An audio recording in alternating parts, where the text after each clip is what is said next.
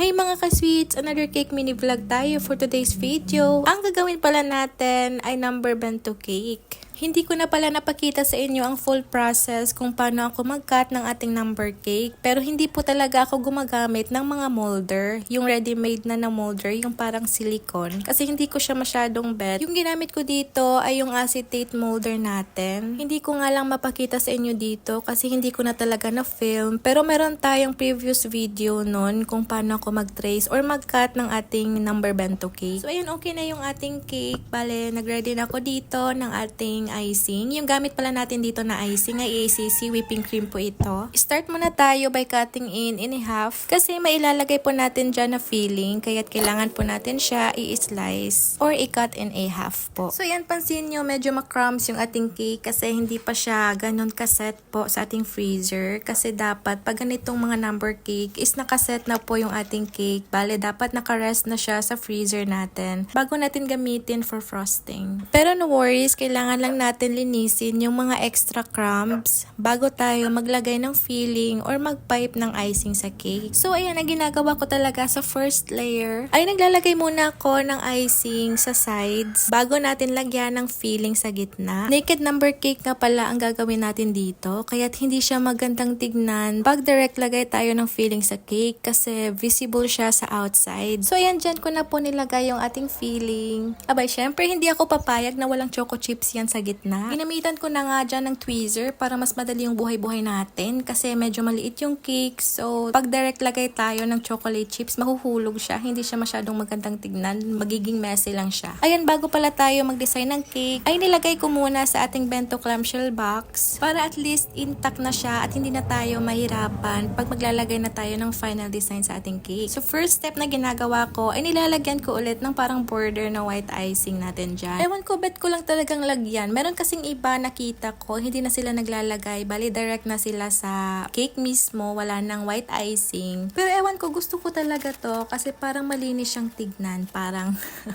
hindi sure. So, ayun na nga, ang gusto lang ni client dito na color sa ating cake ay green lang. Hindi na siya nag-specify ng any colors or any additional design. So, ayan, green lang din yung nilagay natin. Bali, nag-combo lang ako ng medyo dark green tapos yung lighter green. So, ayun nga, medyo nakulangan ako sa nilagay kong dragées. Parang kulang pa siya. So, gusto ko sana lagyan ng pearl yung maliliit. Kaso nga, wala akong available. Kaya, I've decided na lagyan na lang ng konting white icing para magmukha siyang mga maliliit na pearl. So, ayan, pansin nyo na ilang beses ko talagang in-open close yung ating box kasi mini-make sure ko talaga na hindi masagi yung upper part ng ating design. At ito na po yung final look ng ating cake. Salamat sa panonood!